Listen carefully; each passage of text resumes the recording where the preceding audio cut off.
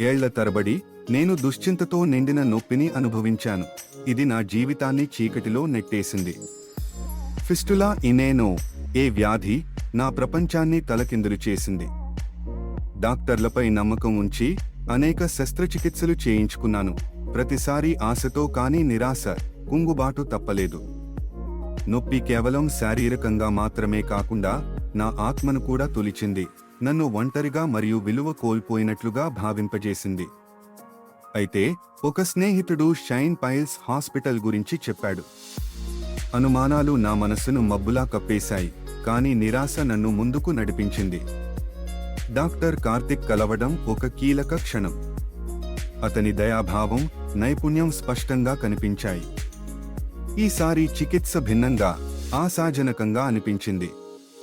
నేను ధైర్యంగా ముందుకు వెళ్ళాను. మొదటిసారి నిజమైన సంరక్షణను అనుభవించాను. శస్త్రచికిత్స విజయవంతమైంది.